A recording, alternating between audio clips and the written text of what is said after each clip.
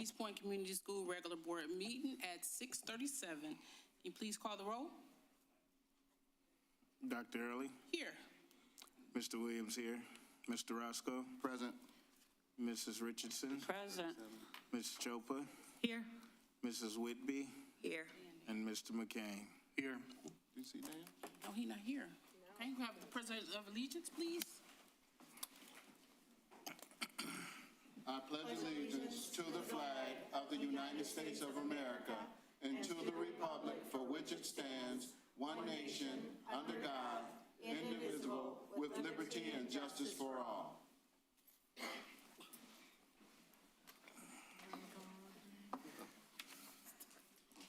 Thank you. Okay, can I please have an approval of the agenda? Play for approval of the agenda in its written form. Support. Okay, can you please call the vote? Mr. Roscoe, Yes. Mr. McCain, Yes. Dr. Early, Yes. Mr. Williams, yes, Mrs. Richardson, Yes. Mrs. Chopa, Yes. and Mrs. Whitby. Yes. Okay, with a vote of 7-0, motion carried. Next, we have the consent agenda. Can I please have a motion for approval? So moved. Second. Okay, can you please call the vote? Robert Darling. Yeah. Yes. Mr. Roscoe, Yes. Mrs. Whitby, Yes. Dr. Early, Yes. Mr. Williams, yes, Mrs. Richardson, No. and Mrs. Chopa, Yes. Okay, and with Mr. Oh, Mr. McCain. Yes. okay, with a motion of 6-1, motion carried. Okay. I'd like to take a moment and introduce Executive Director of Human Resources, Dean DeForos, who is here with us this evening, and let the board know that Samuel Sheets had a family medical reason that he could not be here, but he did call, and Dr. Robin Thompson worked all day at the middle school, and she was hot. So she headed on home, but I wanted to take a moment and introduce Dean and welcome Dean to the East Point Community Schools team.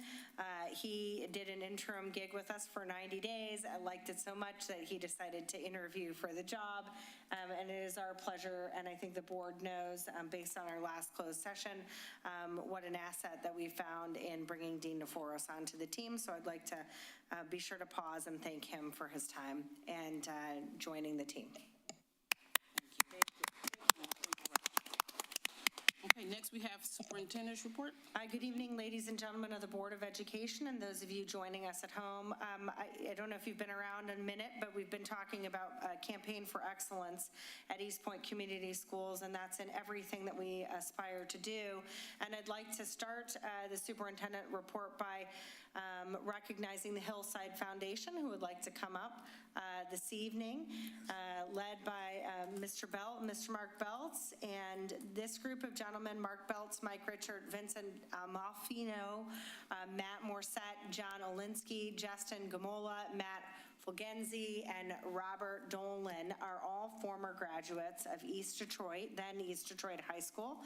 And a great way to kick us off in celebration of some of their fundraising efforts to support our current students. Mr. Belts, thank you and welcome. Thank you. So we started the foundation, it was probably about 5 or 6 years ago. And it started off as just a golf outing that we all went to, and it was really well attended. A lot of people came, and we started thinking about how we could turn it into something positive for the community. And so we started the foundation, started raising money, not really sure exactly what we were going to do, but we knew, the goal is always to make the biggest impact as possible in the community with the funds that we raise. And we were so pleasantly surprised with the community involvement. A lot of businesses joined, a lot of people donated. So the funds came relatively easy, but giving money away, we put a lot of thought into where it should go and what's going to make the biggest impact in the community. And it became pretty obvious quickly is that it is in the students of East Point High School, investing in the people that are going to be leading the community in future generations. So we've also done a lot of other things like donating sports equipment to the schools and things like that, but I think we can all agree that the scholarships that we provide to graduating East Point High School seniors is probably our favorite thing to do, because we do think that this is going to make the biggest impact. Usually it goes to one male and one female applicant. This year, we've got probably the biggest participation in applications that we've ever gotten. And there was just so many people included in the applications that, you know, we couldn't just pick one male, one female. There was a lot of deserving applicants. And the way that we looked at this wasn't, you know, we wanted to go to a 4.0 student or just strictly the valedictorian. We always wanted to, you know, make this as an incentive for people to take the next step. And obviously financial burdens can prevent that from happening. So it's with great pleasure that the Hillside Foundation delivered scholarships to Samantha Gilbert, Kalia Monroe, Malik Bowe, Shania Tipton, Tyra Thompson, and Khalil Taylor. So if you are in attendance, if you can come up.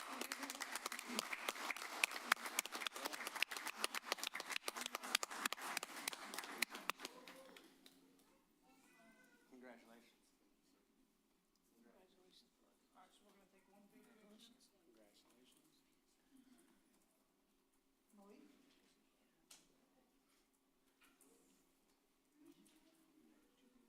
And thank you to the school board for allowing us to make the presentation tonight. We appreciate you. Yes. So each applicant in this process was awarded a $3,000 scholarship for whatever. Wow. So whether that's a trade school, a university, however that might be used for furthering their education. Wonderful. That's, Right. that's somebody up there. There's some more. If you're here, Come in and get a check. I like that. Come in and get a check. You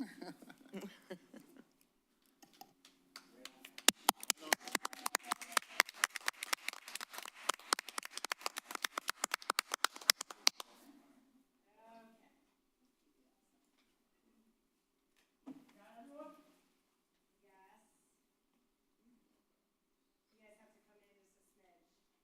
Nice, that's good. 1, 2, 3.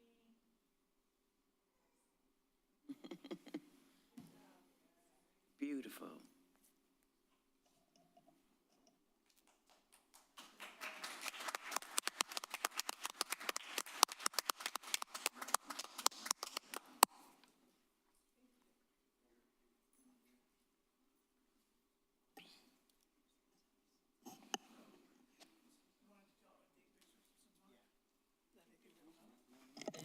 Thank you, Mr. Belts. We appreciate it. Thank you so much, gentlemen. We appreciate your time here this evening. Students and families, you're welcome to stay for the remainder of the board meeting, or you can go celebrate and take pictures out in the hallway. First day of summer school was today, and it was also the first day of super hot weather. We did reduce our day to a half a day and worked very diligently to get as many air conditioning units installed in our classrooms at our middle school as possible.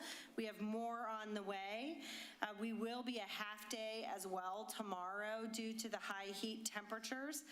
We will be back to full days. I'd like to thank all of the teachers who have finished up a school year, then went right into training and setting up their new classrooms for our summer program.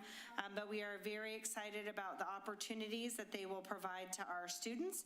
And I'd also like to thank United Way in Balmer. We are running this program due to a very generous grant of about $500,000. So thank you to United Way in Balmer. End of year field days, there was so much fun happening around the district.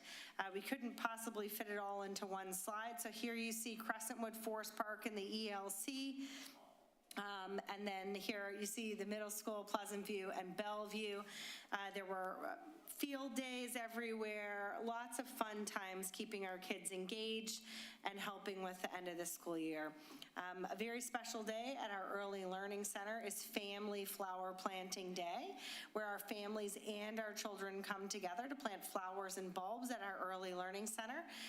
Here we've got some great gardeners in the making, helping with the potting and the planting. East Point Community Schools enrollment is now open. I'm proud to say that enrollment began about 2 months ago when families started to complete the online enrollment process. Many families have expressed to us their excitement about returning to K-5 schools and are choosing to enroll in East Point Community Schools because of the board's decision to return to K-5. So if you are interested in returning to your community and your neighborhood school, we do have 4 great elementaries to choose from. Current students do not need to re-register, even if they are changing buildings. But if you have been attending another school district and you're ready to come home to East Point, please find our enrollment package on our website. You can look under parents or schools of choice. K-5 schools transition reminder. Just a reminder, we are going to K-5 elementary schools. Shown here on the map are the 4 quadrants for our elementary schools. We are accepting schools of choice. In-district transfer requests have already been honored, so we thank all of those families who put in those requests.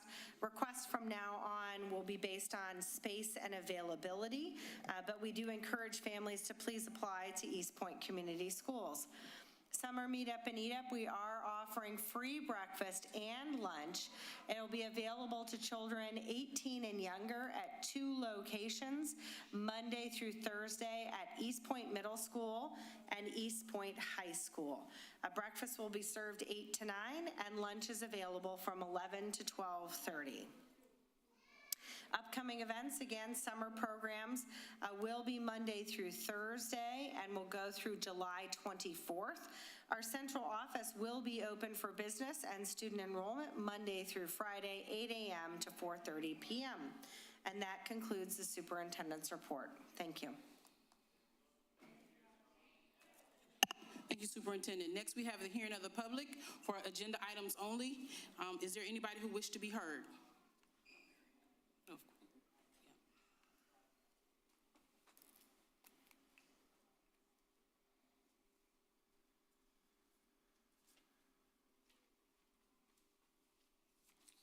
Good evening. Mary Hall Rayford in East Point. A couple of things that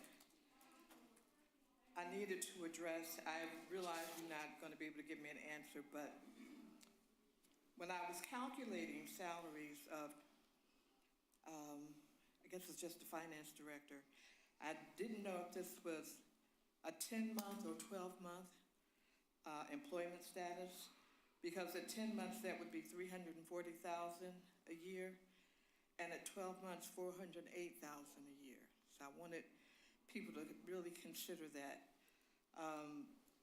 Average salary for that same position in Michigan, it runs anywhere from $113,000 to $173,000. Now, at $408,000 a year, that's more than the President of the United States makes. So I hope people are really paying attention to that and all of the information in the finance reports, because that could be quite interesting as well as devastating. If things happen to change, and as the way things are going in Washington, you never know. So we all need to be aware of those types of changes. I hope that we've learned a lesson about hiring people who are qualified, so we don't have to ask them not to come back because they're not qualified.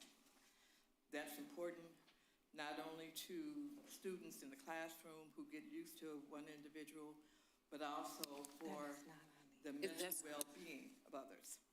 Pardon me? I was going to say that's an agenda item. That's the new hires, right? Yeah, but the new hires are these 3, not somebody teaching in the classroom. No, I understand that, but it's still on the agenda. Okay, go right ahead. I'm done. Thank you. Is there anybody else wish to be heard? Okay, seeing none, closing the hearing of the public at 6:51. Next, we have the Board of Education meeting schedule.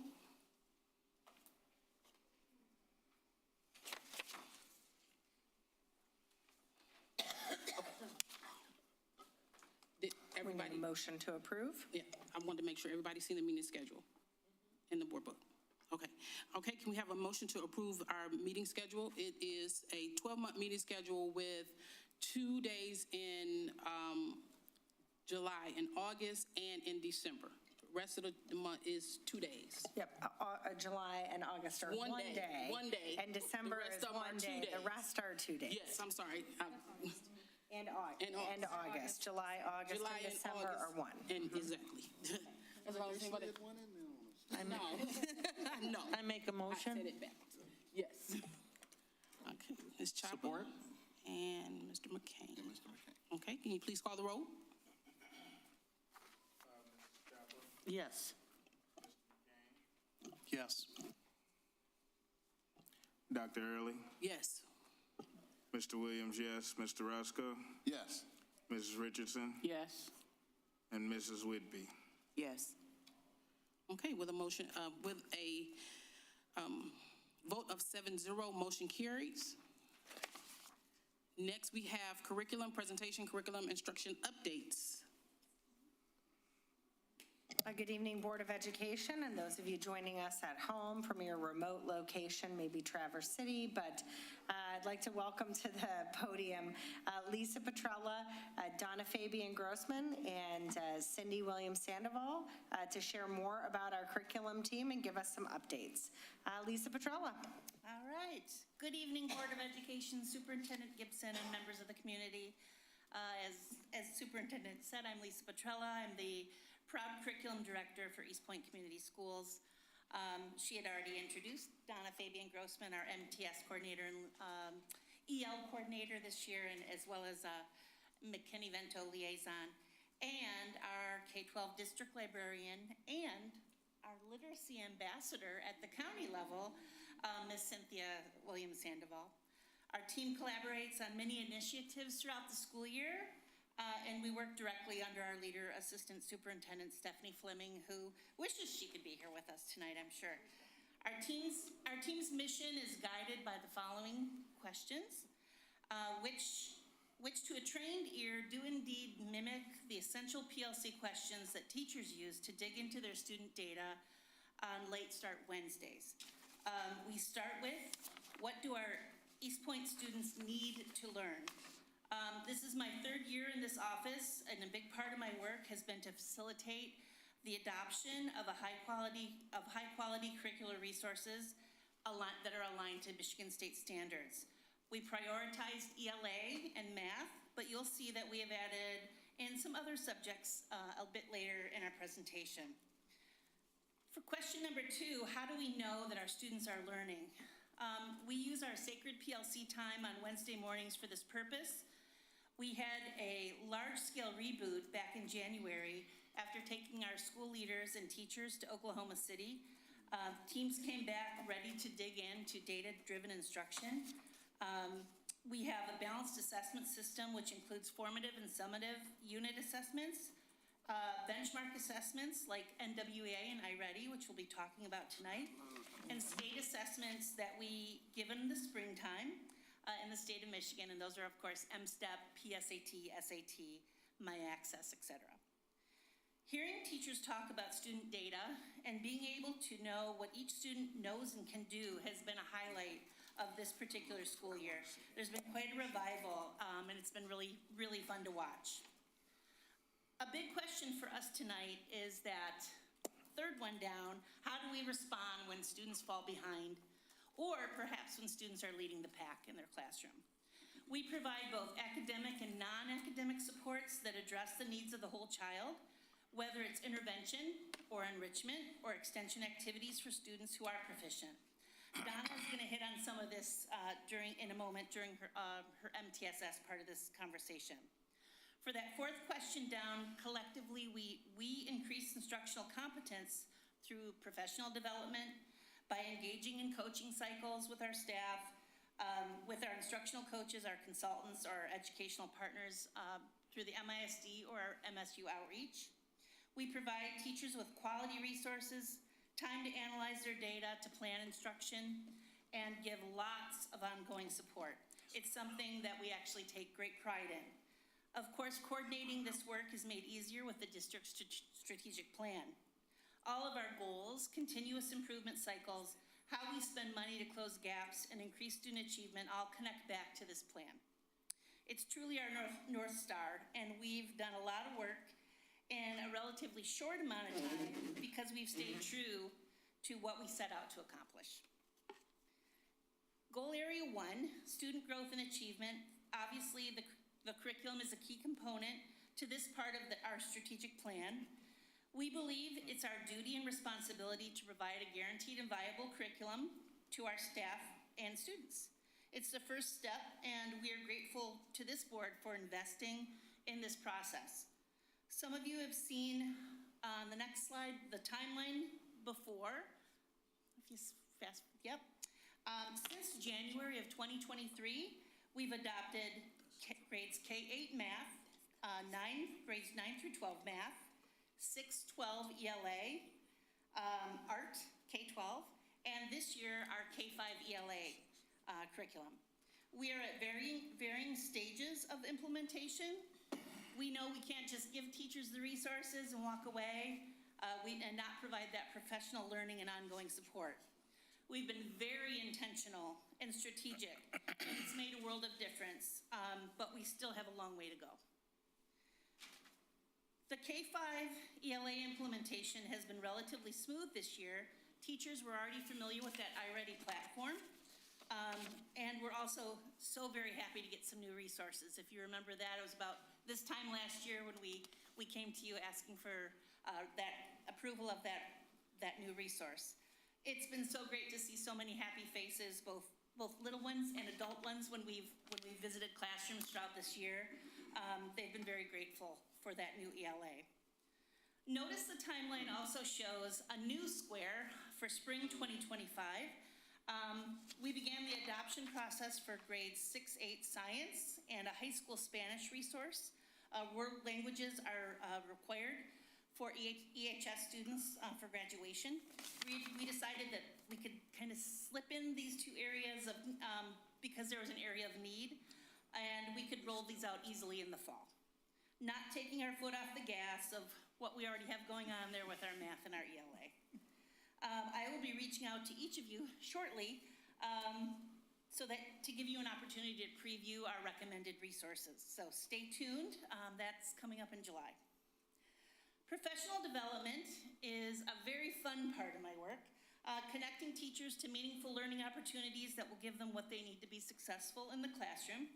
This year, of course, the elementary focus was on curriculum implementation, but teachers also participated in classroom instruction that works, culturally responsive teaching with Dr. J. Marks, and for some, Kagan cooperative learning and a lot more. In addition, we did learning walks with each new curriculum implementation, and that helps us to gauge the level of implementation in the classroom and to identify next steps at each school building, and added in time for each grade level team of teachers to sit down and meet with our curriculum experts, the vendors, and they had time to ask them questions, firm up strategy use, locate additional resources at each of these contact points throughout the school year. We listened to the teachers, and that's what they wanted. Instead of sitting in a room and learning together, they really felt it was very important to sit down and be able to have their questions and concerns answered, and so that was our response, and it worked out really well. Curriculum teams at the middle school and high school met several hours after school, several times throughout the school year to fine-tune their second year of implementation. Together with MSU, we held 5 dine-in discuss sessions with our new teachers and their mentors to learn and attend and learn together. There's many, many things that we could highlight with professional development this year. But I think we'll move on quickly. You can see at the bottom part there that we also invest in our leaders, our principals. We give them lots of professional development as well, from UVA to Dr. Pam Rosa consultations, crucial conversations that they can give good feedback to their teachers as well. All right, we're gonna skim through these slides as well. Good news, teachers are using district-approved resources. We are not going to the internet or pulling out old worksheets from filing cabinets any longer. We're using it across the board, K-12, ELA, and math. Thank you. And all of those other resources we have in place as the district-approved resources. Next slide, if you don't mind. I wanted to switch gears for just a minute. We have high-dosage tutoring that also goes on. After school, it's an extended day program, which means students and these teachers come in either an hour before school or after school. It speaks to the dedication of staff, but also to the big thank you to the parents who provide transportation to bring the students there either an hour early or an hour after. And for the little ones, that's a big ask because it's been a long day already. So thank you to those 18 tutors who made some really good impact this year for many, many, many students. We're still finalizing some of the percentages, but the data is looking really good. The bottom line is this: students with good attendance make good gains, right? So it is crucial that students are there. We can't give the intervention, we can't provide the instruction if the student's not in school in front of us. By the way, this is the same for school days, right? Not just the high-dosage tutoring days. In reading, several students moved up several reading levels from late winter to spring. And in math, they showed increase in foundational math skills from pre-test to post-test. So I'll be happy to provide that data for a superintendent's report soon. Just this morning, 8 more small groups began high-dosage tutoring. It's running in conjunction with the Summer Discovery Program, and it's great to see so many kids staying engaged in learning for the next 5 weeks to avoid that summer slide. Stay sharp, kids. All right, thank you again for those parents for bringing them there, because it's not tricky. The middle school is absolutely packed with kids and with teachers. Secondary resources, the next slide there, in addition to ELA and math, we did add personal finance, which is required this year, and that's rolled into our economics course, and we added a CTE course called Intro to Criminal Justice that students absolutely love. Now for some data. As you know, we're required by law to assess students using an MDE-approved tool. I just want you to look at the graphic on that first slide. You've all heard the drill before. The blue bar represents the RIT point growth. The diamond represents projected growth, or the expected growth. What we want to see is no gaps between those. We want student growth to meet the growth projection we see. The growth projection. We see third grade is close, grade 7, 9, 11, 12. That gap is smaller. Next slide, we see RIT growth at every level from fall to spring in math. These first sets of slides are math. We see growth, but we know that we also need to accelerate this growth. After 2 years of using our math resources, I really was expecting to see more. But we know that many of our students need both what I call the catch-up growth and the year's worth of growth in a year's time to be at grade level. We hear it from teachers all the time. It's hard work to teach grade level while also backfilling with those prerequisite knowledge pieces that kids need. But after performance management with our principals and our coaches last week, I wanted to dig a little deeper into some data. So I looked at some spring to spring data. I think that's the next slide there, Christy. And I found just a glimmer of some positivity there. So we're looking at our spring 2024 data to our spring 2025, and we see that we're ending this school year, with a higher average RIT scores. Not yet where we want them to be, but we are closing those gaps with students who stay with us in East Point over time. So we know that kids need to be in school, and if they stay with us and stay the course, they are making growth. We know in middle school and in lower elementary, we still have some work to do even with our spring to spring results there. To be clear, I don't mean to sugarcoat this data tonight. It is a concern, but the trend is positive, and there's some positive pockets here. Let's go to reading. Again, we're seeing growth across the board.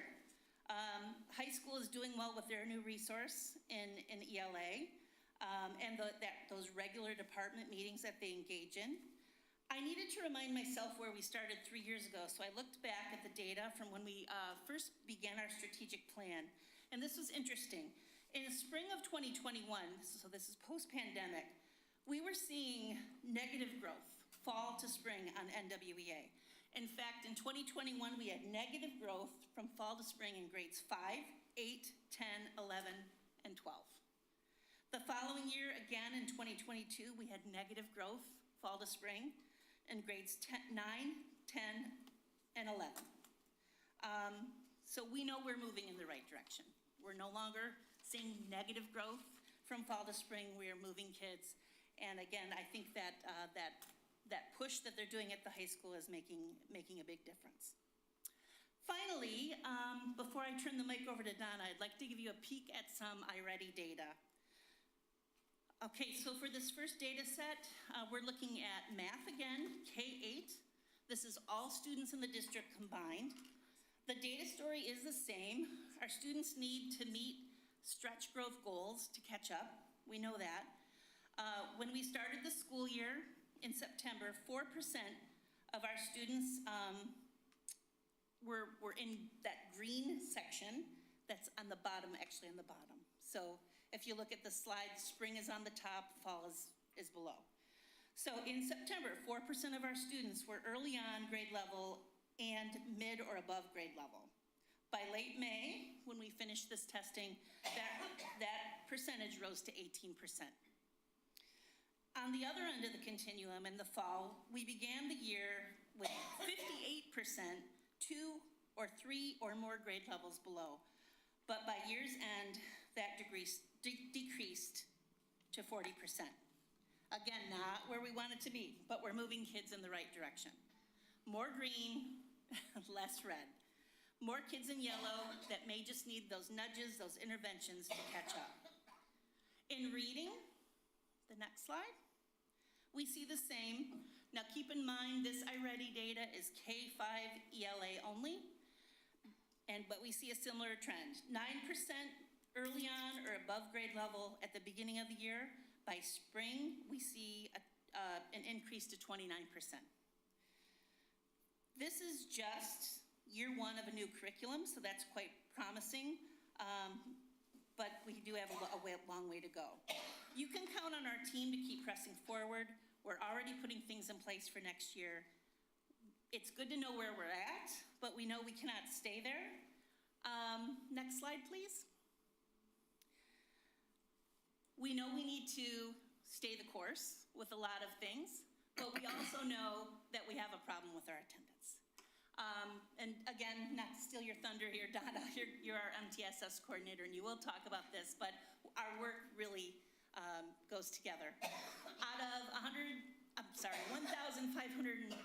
1,569 students out of our enrollment of 2,702 students, we have 58%, over 58% that are considered chronically absent.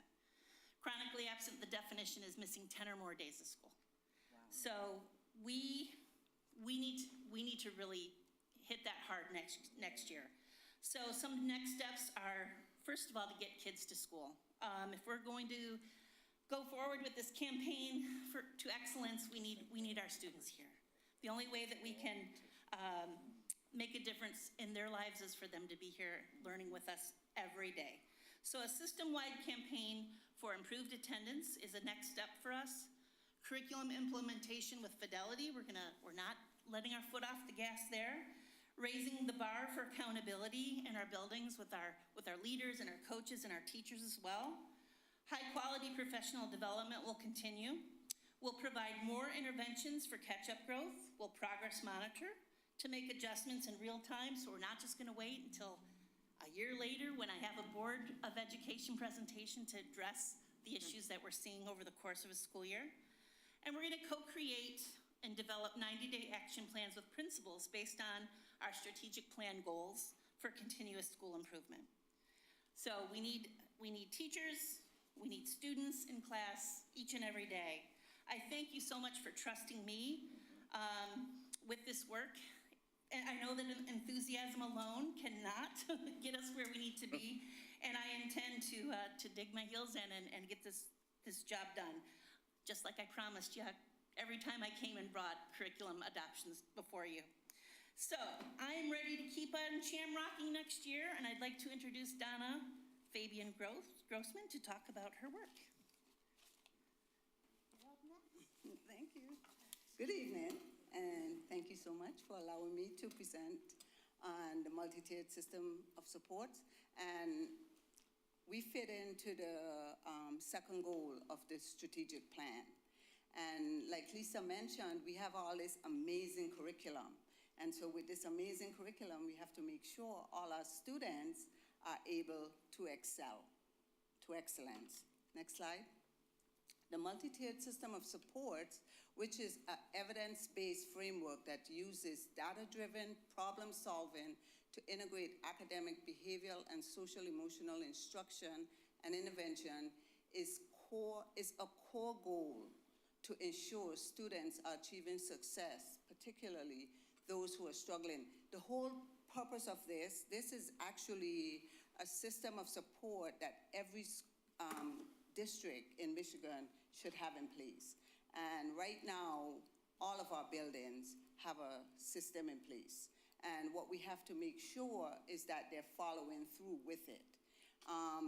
The tiered instruction, of course, as Lisa mentioned, the first one is Tier 1, and it's where we have this amazing curriculum.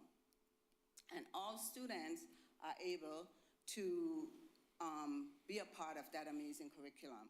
Tier 2 is where you have the students that like goofing off and may not be paying attention, and they need a little extra help.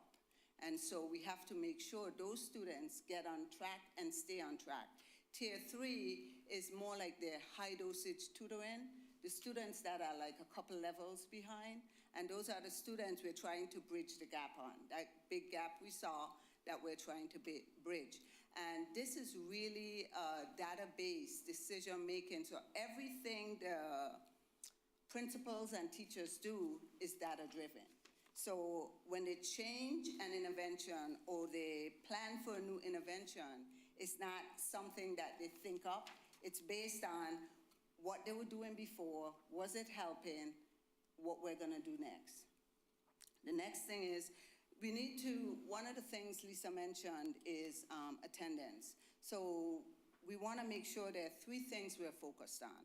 The first thing we focus on, the 3 things are academics, behavior, and more than anything else, attendance. Without these students in school, there's nothing. And I think the attendance part of it is, the best way to put it, it's a problem throughout the United States. Every school district in this country is struggling with attendance.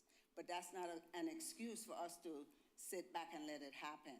We have to let parents know how important it is. And I think what happens is, especially in the elementary level, normally parents would say, well, they only missed a day, or they only missed 2 days. But that's where you start building the layers to move up. And without the first layer, you can't go to the second. So it's really important that our community realize how important it is for our kids to be in school. So we want to make sure all students get what they need. If this MTSS process is put in place correctly and utilized correctly, we will see a difference in our students. And like I said before, we want to improve, it's okay, you could go to the next one. It will improve academics, back a little bit. This one. Okay. It will improve the academic outcomes for our students, and one of the things we've put in place is we have, like Lisa mentioned, we have the high dosage tutoring, and we have Title I interventionists. And many of the times, the interventionists push into the classroom. This way, the student is not losing the regular classroom instruction, so they're getting both, because sometimes they need it simultaneously. Behavioral and emotional, which is the non-academic part, a lot of times why students fall behind is because of behaviors. And so we're trying to address many of the behaviors and disciplines. And so one of the things that East Point has done, which is really great, is that every building has an at-risk social worker. And with that, we could address issues before it become an issue. And that's a really great thing. The other thing is we have registered behavior techs, and that's also an intervention for behavior. And many times, we address the behavior after it happens. The key is, if you address it before, then there won't be a behavior. So we're trying to lower behaviors by addressing it. We also have board-certified behavior analysts and restorative justice. And what the restorative facilitators does, it helps with suspensions. We lower our rate on suspension if we could resolve it in school, because a suspension means the kid is missing more lessons. Next slide. What this does is, I think the best part of this is it increases our graduation rates, and it also makes for equity of all students, and more than anything else, I think it helps students to be successful. And the whole idea of moving forward is not just to move forward, but to be successful as you move forward. Another responsibility that I have is I am also the homeless liaison. And in that capacity, many times our families don't have transportation, and that's a big problem. This year we were able to transport 8 families, and the majority of those students were in school every day. That's a big difference. Also, we were able to gain I've been able to put together a real good resource package. So we're able to give our families that are struggling with food cards. We're able to give our families sometimes gas cards. And like I said, we're able to do transportation. I have 2 organizations that assist with buying our families clothing when they need it. And so our families, one of the things I realized, I remember when I first started in the district, one of the families that was homeless, which we didn't know, missed at least maybe 90 days of school, and the parent was called and told that she was gonna be reported to truancy. And her response was, I don't give up because I don't have a place to live. I mean, if you think about it, if I don't have a place to live and my kids don't, what do I care about school?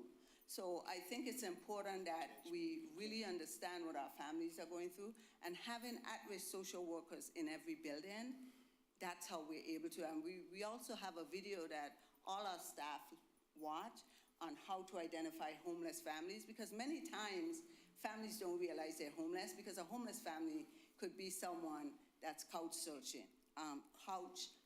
surfing.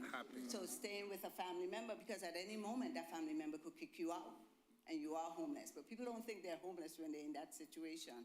So being able to help our families become solid is gonna make a big difference, because our transportation, being able to transport our students, all the students that were being, our homeless students, absenteeism decreased. And I would say it decreased by 50% or more. It was tremendous in how these kids showed up. And it wasn't that the parents didn't want them to go to school.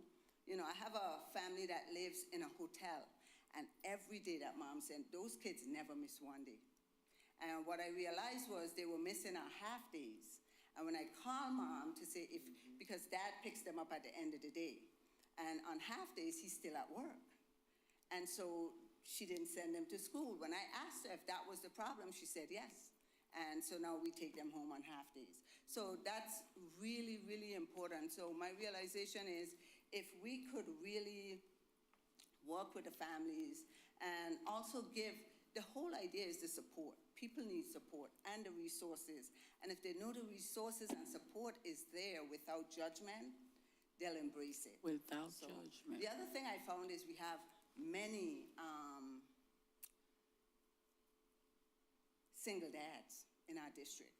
And it's really important how you approach people because many, It is. you know, it's a sensitive thing. Yes, it And is. so when I call these dads and ask how we could support, they always open up and let me know what's going on, but it's all in the presentation, not let right. them know that it's a big deal, but how could we support to make sure your kids are in school? And those single dads, their kids are in school every day.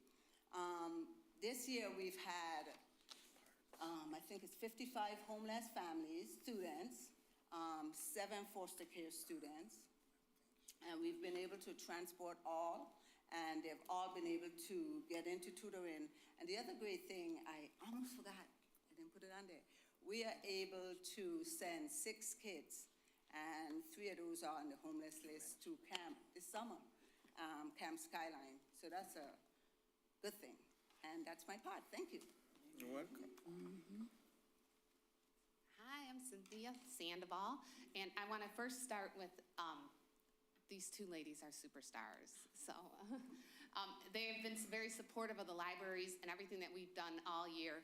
So without their support, without the principal's support and the media paras that are in those buildings, none of this could have happened. So I just want to give you a brief update on what we did with the libraries and throughout the district all year, or since I got here in December.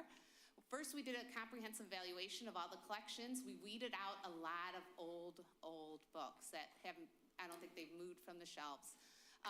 The libraries weren't in the Dewey Decimal System here.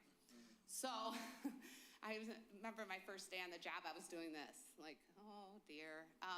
So we've converted them all back to the Dewey Decimal System so the kids can learn that as well, which is a skill they'll take with them onto high school, colleges, and whatever they go to in the future. I've also did district-wide WIDA testing, which we did it here in the district very well and completed it early, ahead of schedule, and we also did all of St. Peter's, at St. Peter's on their site, which was new for this year. Managed the Clever app usage and data reporting through the school year, and we piloted, this is Donna, some SEL software for the middle school in Pleasant View that is fabulous. I think they're rolling it out next year district-wide, but it's in Telespark. So we've teamed up with that, and that's something that really is a sophisticated platform for the kids to keep track of where they're at, social and emotional learning. Next slide, please. We have strengthened our partnership with East Point Memorial Library. So they are in full force of supporting all of the East Point students if they come in there and their families. I keep the website updated, the East Point, our library website, with what's going on at the Memorial Library so they can be informed of after-school activities and different programs that they're running there. And also, we ran during March's Reading Month this year at the high school, which is, it's easier to run March's Reading Month initiatives at the elementary than it is at the high school. The kids don't seem as involved in reading, but we had some students this year, and around 35 of them received free Jimmy John's tickets to the baseball game. They could pick whatever day they wanted, and they got a code just to go online and pick the game and print them out. So we were happy that we got the high school involved. And then finally, this was literally like the last day of school, we got this done, and we got our virtual library cards back, something that is really critical, I think, at home for the kids to be able to access some learning platforms, interactive learning platforms, but also the parents can use it to stream videos, TV, movies, and then they can check out books, they can check out ebooks, they can check out library books. The East Point Memorial Library also has in their building for checkout, once they have their virtual library card, they could go in and get hotspots if they don't have Wi-Fi at home. They have laptops for them as well that they could check out, free. So that's why it was very critical for us to get this partnership back. If we didn't get these virtual library cards, the Eastport Memorial Library was going to drop their tutor.com. They were going to drop some of the programs that they fund. So we really wanted to keep this for them. And so we got it, and we got tutor.com. They have Overdrive. They have all of these. I encourage you to go just to the Eastport Memorial Library website. And they also have a great summer reading program going on right now. So the log is on the website. It's on our website. And then Caitlin tweeted it out. Not tweeted it. She put it on our Facebook page as well. So a link to it. So the reading log, they can go in, and I think it's every 3 hours that they read, they can go in and get a prize from Eastport Memorial Library. So it's K through 12. Anybody can participate. It's completely free. And they have some great summer programming for our students. So we are excited about that.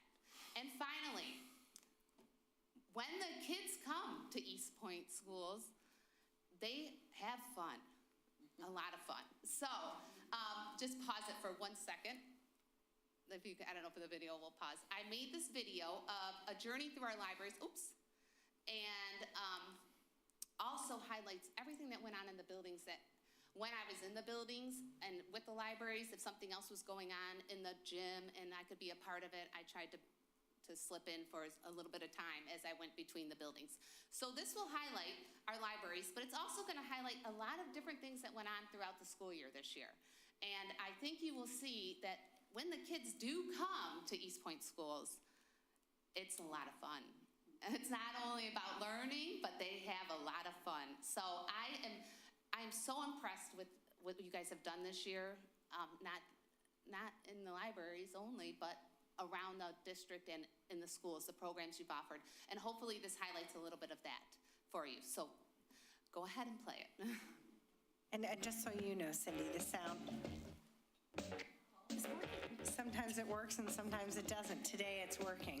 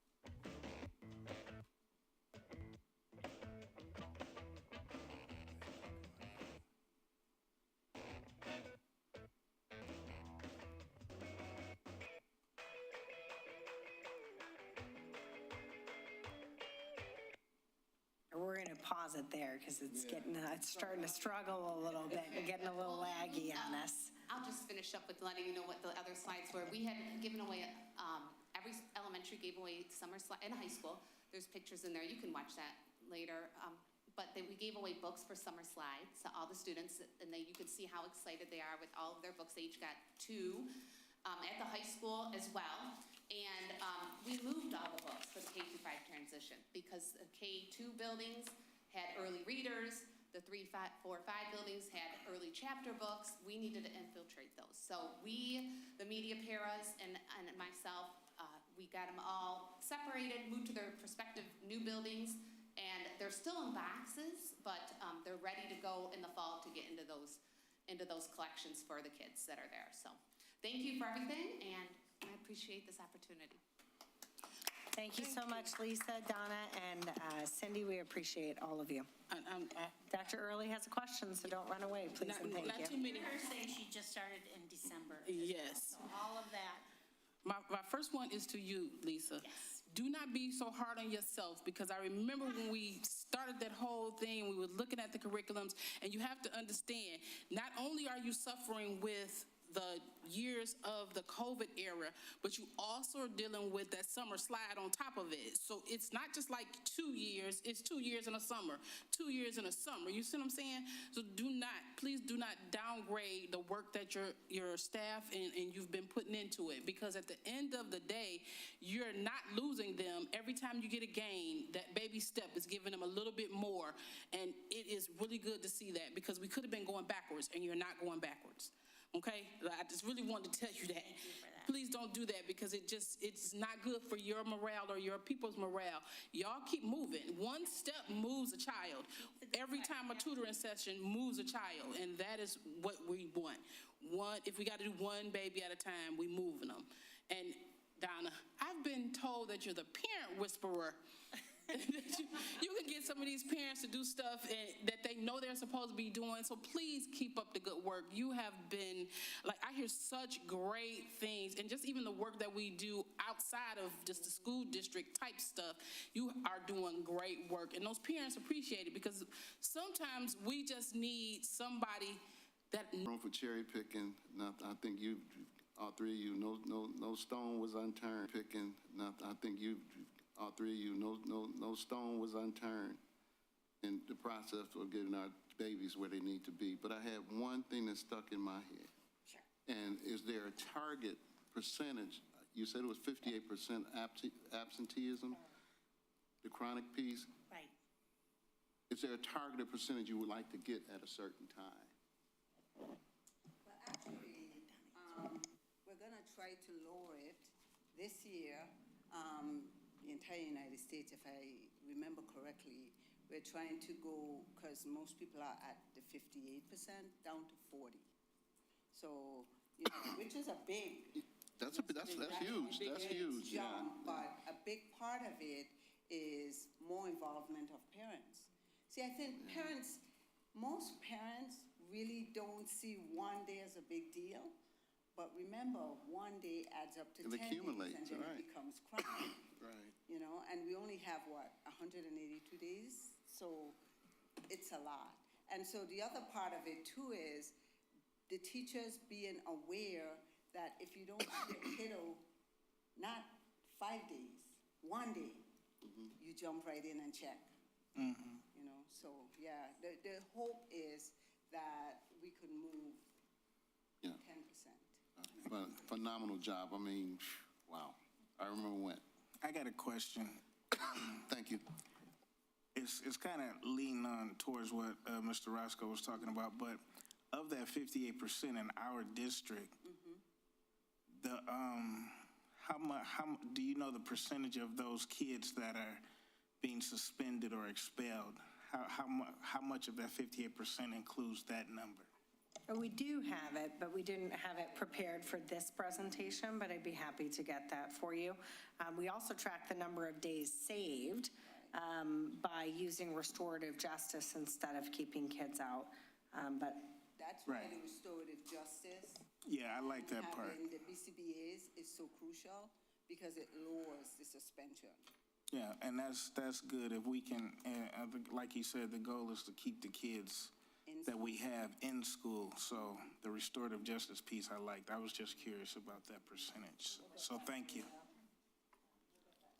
And speaking on that point, do we have the in-school suspension program for kids in school instead of, going home or something like that? They do have it. They have an in-school suspension? Yes, they offer in-school suspension at middle school and at high school. Some elementary schools will offer a variation of an in-school suspension, which is usually sitting with the principal, or if there's another staff member. But our schools have done a lot of work in trying, and the student code of conduct was updated last year as part of Donna's work, and we really tried to lean into proactive things that we can do instead of suspension. I think we still have some work to do in that regard with the engagement in the classroom, but we're also coming to a group of students who are exhibiting more behaviors than we had seen in the past as well. And so that there's a lot more work to do. Those COVID years really impacted our youngest children the most, both in their learning of how to speak, how to read, and how to get along on the playground, because they weren't out together figuring those things out. So we do have a lot more that we're seeing now across all of our schools. It impacted the parents and the Absolutely. adults as well, and that just came on down to the children. But I wanted to say to Donna, you've been, because you care, because you went beyond, that's the most important thing. And I saw how you were going beyond to reach, to find out, to understand what's going on. And to me, in the heart, that's important for them. No wonder the guys spoke up and shared with you. It's because you went beyond what people normally don't do. They say and then that's it. But you went beyond, and please still be encouraged, because those kids that missed 3 days, maybe the next year they only missed 2, and so forth. So, as you were talking, there were so many things that was coming to my mind that the school can do during the summer months to challenge the parents as well as the students to keep school in mind, not just wait till September to get the uniform or the clothes or something of that nature. So it was just coming through my head. And Miss Cynthia, library is an important place, and I see you doing your job. And since December, that's wonderful. That's wonderful. Not only would you get the children in, you'll get the parents as well. And Lisa, you know how I am when it comes to the materials, and you're using that material. I don't see it going to waste. I don't see it sitting in a book on the corner in a shelf. You're actually working it, and I can see the results for it. So just keep it up. It's not going to happen overnight, but if you keep chipping at it a little at a time, before you know it, you'll have that desire that you're looking for. I have a question. I know that we have a latchkey program within the district for before school and after school. Do we have anything implemented for those half days? So the YMCA program does function on our half-days as well. We have a partnership with the YMCA for before-school and after-school care. That program is hosted at Bellevue Elementary School, and we transport all of the kids to Bellevue. And so the YMCA runs, they get our whole schedule, and they run on half-days as well. Do they, and this doesn't have to do with that, but I was also wondering, the kindergartners, do they still only go a half day? Kindergarten is a full-day program. Oh, full day, okay. Yeah, no. We also have Brainiacs, which is a daycare center that rents space from us at our early learning center. And at Brainiacs, I was there the other day and I saw a number of our kids are at daycare for the summer with Brainiacs. And then we have the Boys and Girls Club as well, which runs their programming outside of our instructional day. Okay. I have a question. Is there nursing in the schools, the different schools, like for children that are are severely asthmatic or sick? So we contract, Donna, do you want to talk more about that, or do you want me to answer it? Okay, so we do contract for nursing services through the Macomb Intermediate School District, and a nurse will come in and help us to write a medical plan for our students. We have hours for medical support, student support facilitators in our schools. Those hours are determined by the needs of the children in the school. So if we have a lot of asthmatics, or we have a lot of kids who are diabetic that need help with their blood glucose, those student support facilitators help under the direction of a medical plan helped by the nurse. Okay. And also with that, because the buildings are being redone now, and now the asphalt and all that other stuff is being removed, shouldn't that help in a little bit as well? Leaving from one environment coming into. Right. Well, lots of things will help to improve the air quality in our buildings, replacing the HVAC, installing HVAC. Let's start there, because these high, hot humidity days for children that are asthmatic are very problematic, right? Two, you're getting the air handling systems updated, which if you take care of your own air handling system at home is always interesting when you have that cleaned out, right? So that's part of that process. And then the asbestos abatement, most of the asbestos is in tiles and in walls and is not airborne in our older buildings. It's all been sealed in other things. So I don't think that has had much of an impact on the health, but certainly it does feel great to have all of that stuff getting removed. Yeah. Yep, absolutely. So Board of Education, thank you again. On behalf of the board, we thank you for all of your time. Cindy, Lisa, and Donna for your great presentation this evening. Thank you so much. Okay, next we have Human Resources Non-Affiliated Contract. I need a motion for approval. So moved. Support. Okay, call the roll. Mr. Roscoe? Yes. Mr. McCain, I apologize, Mr. McCain? Yes. Mr. Roscoe? Yes. Dr. Early? Yes. Mr. Williams? Yes. Mrs. Richardson? Yes. Mrs. Chopra? Yes. And Mrs. Whitby? Yes. Okay, with a vote of 7-0, motion carries. Next, we have a recommendation for approval for the ECSAA. I recommend. And that is? It's EXA, and it's our East Point Community Schools Administrator Association. This is the tentative agreement with our building administrators. If the board recalls, Mr. Neforos reviewed where he was going to be with the board in closed session with our building administrators. This is the building administrator contract. Is there anything else that you'd like to add, Mr. Neforos? Thank you. Yes, this is the three-year contract with the building administrators. As we talked about, we were able to increase compensation for them to make it more competitive, and a few other adjustments, including some additional working days over the summer so they can continue to work on many of the things that Mrs. Petrella and the team have presented to continue to drive instruction and improvement in our schools. The group did ratify the contract, the administrators, so they are pleased with the agreement, and this is your vote to affirm that ratification. Thank you, Mr. Dean. The support. Who was the support? I am. So it's Chopper. Chopper. Robert, and did you have a question? No. Yes, this is for the. I answered the question. Oh, okay, please call the roll. Mrs. Chopper? Yes. Mr. Roscoe? Yes. Dr. Early? Yes. Mr. Williams, yes. Mrs. Richardson? Yes. Mrs. Whitby? Yes. And Mr. McCain? Yes. Okay, with a vote of 7-0, motion carried. Next is recommendation for the ADESA tentative agreement February 1st through the January 31st, 2023. 2028. Where does that 3 come from? It's 2028. Yes, the ADESA group is our secretaries group. And we have 3 of our secretary leadership team here that we negotiated with. As everyone knows, if you work in schools, schools run, and the administrators will all admit this, because of secretaries.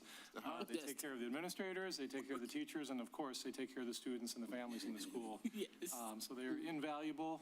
The dedication and the care of our students and staff and families is so important, and our secretaries are the face of that. So we had very collaborative negotiations with the team. Likewise, we gave increases all 3 years to our secretaries to continue to keep them competitive and to appropriately compensate them for the hard work they do and the dedication. And then we made some other language changes in the contract as well too. So we appreciate the working relationship we have with them and the collaborative relationship we had during negotiations. And again, they affirmed and ratified this contract with their membership, and we're just bringing it forward to you today to approve. Thank you so much, Mr. Dean. And I would like to make the motion to approve the ADESA contract. Second. Okay. Look like we have full support over this end. Chopper got it. Okay, can you please call the vote? Dr. Early, Yes. Mrs. Chopper, Yes. Mr. Williams, yes. Mr. Roscoe, Yes. Mrs. Richardson, Yes. Mrs. Whitby, Yes. and Mr. McCain. Yes. Okay, with a vote of 7-0, motion carries. Next, we have our Budget and Operations Amendment Budget number 1 for 2025. So I'll just give, I know we did the hearing earlier where we kind of took a deep dive into both the 2025 final and the 2026 original, so I'm not going to go back and repeat that entire presentation, but I'll give a quick summary of the proposed position for both of them. So in the 2025 amended budget, fund equity is expected to be $17.46 million at June 30 of 2025, and fund equity as a percentage of operating expenditures is expected to be 45%. That is an anticipation of operating surplus for the year of $1.42 million. Can I please have a motion for approval of the 2025 amended budget? I make a motion that we approve the 2025 amended budget. Support. Okay, please call the vote. Mr. Williams, yes. Mrs. Whitby, Yes. Dr. Early, Yes. Mr. Roscoe, Yes. Mrs. Richardson, Yes. Mrs. Chopra, Yes. and Mr. McCain. Yes. Okay, with a vote of 7-0, motion carries. Next, we have the 2026 original budget. Okay, to summarize the 2026 original budget, this shows an operating deficit of $3.27 million for 2026. And at June 30th of 2026, fund equity is expected to be $11.53 million. And as a percentage of operating expenditures, that is expected to be 28%.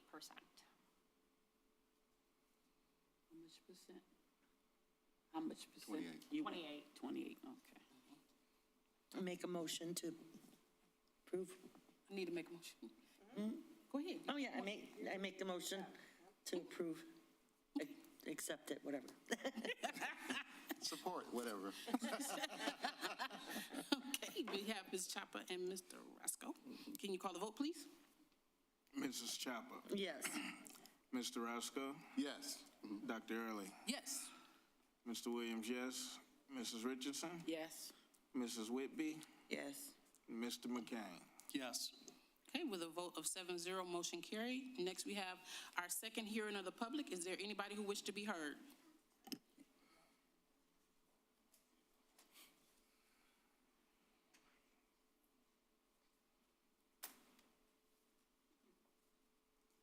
Patty Gerlando, I'm the chief steward of ADESA, and I just wanted to say it was a very collaborative effort, and that I really appreciate all of administration and the board to approve our contract, and on behalf of our membership, we want to say thank you.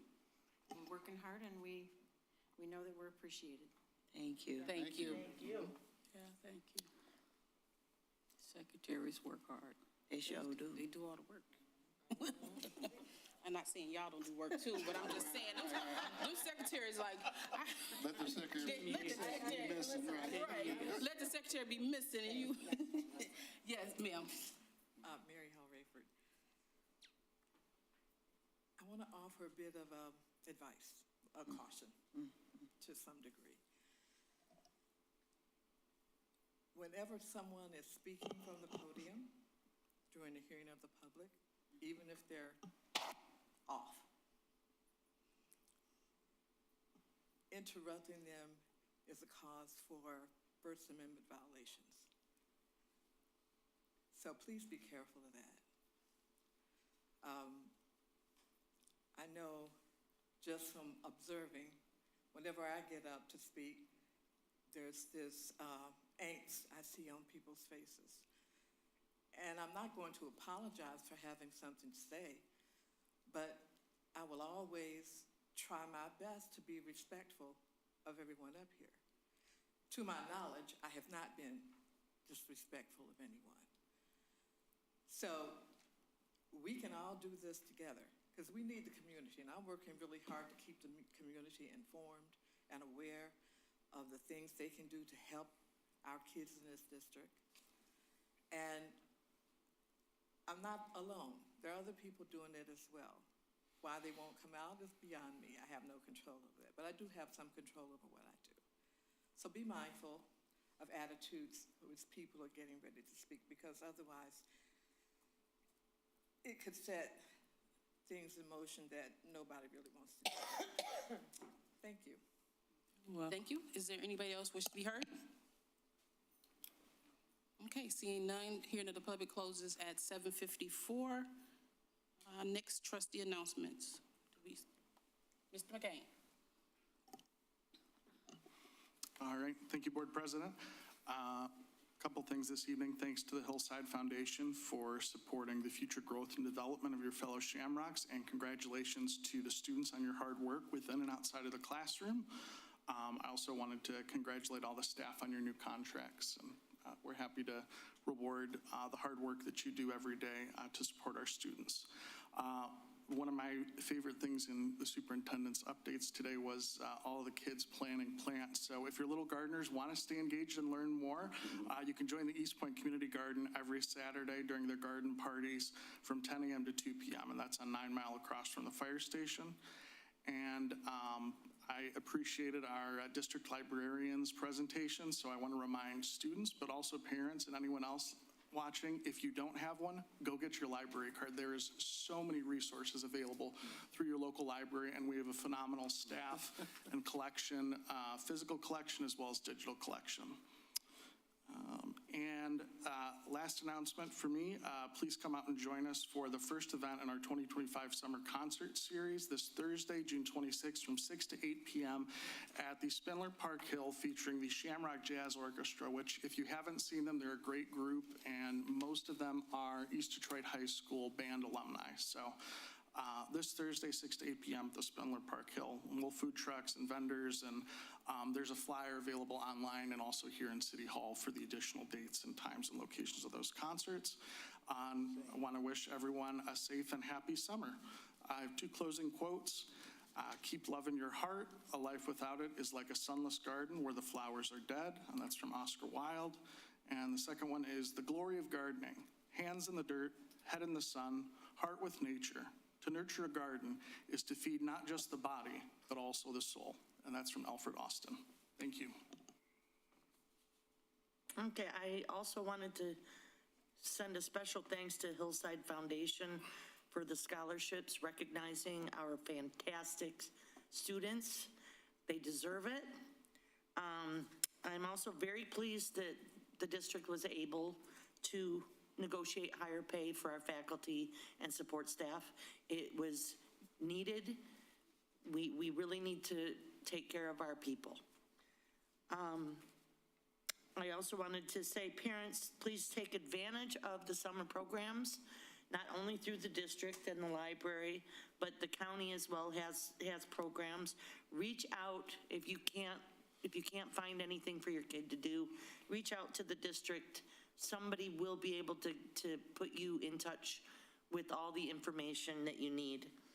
I also wanted to go off topic with the district, with everything going on with the military right now. Yeah. I am a veteran. It's terrifying. And I want residents here in East Point to know that if they have any questions or needs when it comes to being a veteran or facing something like this, the VFW here in East Point has resources and can help you out. Just reach out to us. Thank you. Mr. Roscoe. It's summertime. I want to thank the Hillside Foundation for the support of our students. I'm quite sure those funds will go in a good place. Contracts, I'm a union man. And from the administration for you guys coming together collectively and coming up with something that we all could hold and be satisfied on. And to our children, it's summertime, be careful out there. It's a strange place where we live at now, but just be mindful and pay attention and look, and, you know, be aware of your surroundings, because we want you to come back. Parents, we want you to take care of our children, and when they come back, you come back with them. There's a lot of things we're going to be doing in 26. Looking forward to seeing all of you. And from the book of Robert, page 3, we're stronger together when we come together. Like that. Yes. Thank you, Madam President. That scholar down there, boy, I tell you. Yeah, thank you, board. And thank you to all the staff and faculty. And great job, Cindy, Lisa, and Donna, on your efforts and great presentation. I thought that was well put together and thought out, so we appreciate that. Thanks to the Hillside Foundation for the scholarships, and I like the fact that you decided to do more for more students instead of just picking one male and female, because there are, and I like the criteria too, when you go from not just 4.0 students, but all students. So that was huge. I like that. So thank you to them, and congratulations to all the recipients of the scholarships. Summertime is a beautiful thing. My favorite time of the year is spring. I think it skipped us this year, but okay. We went from cold to straight heat, but I'm not complaining. I'm just saying, be careful, enjoy the summer, enjoy your family, and come back with a spirit of learning and our teachers to teach. And it's going to be a great 2026, but enjoy your summer. Thank you. Okay. Thank you, Holly and Kyle, for breaking down the budget for us. Definitely appreciate it. Welcome to the team, Dean. Thank you, Hillside Foundation, and congratulations to Samantha, Khalil, Malik, Shania, and Tyra on your Hillside Foundation scholarship. Lisa, Donna, Cindy, thank you for everything that you're doing. I just wish it was 3 years ago that you were here with us.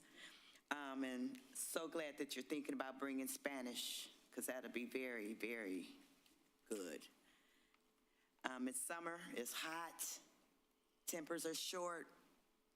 We got to practice patience, look out for our babies, and let's work together to up student enrollment. Thank you, Madam President, and to all of you.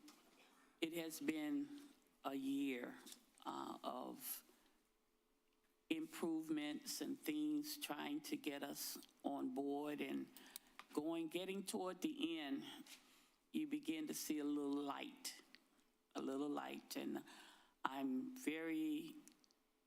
was very encouraged to see Hillside and them having the checks in the little people's hands, and it was an encouragement. And they just don't know what that is for all of those children to stand there, how that will spark them to go further. And that was something I probably have to do a little donating right there to Hillside because of that. To Lisa and Cynthia and Donna, you are working, you're more working behind the scenes, but the work that you're doing is moving forward, and we're beginning to see some improvement with our children. Stay encouraged. Move forward. Don't go back. And I know that it will get better. It will get better with time. Parents, as you can see, it's all up to you. It's up to you, parents. The children will do no more than what you allow them to do. Help your babies this summer, whether they little or big babies. Help them this summer. Keep them engaged. Parents and people driving, look out for the children, because their mind is not on that big car. It's getting the ball or getting wet, and we have to pay attention to them.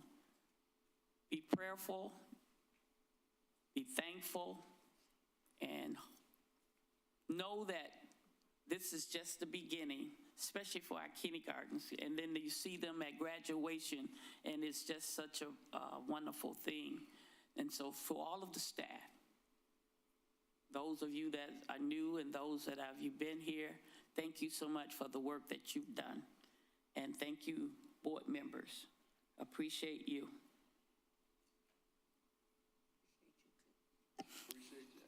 Thank you so much. With all that being said, ain't nothing for me to say.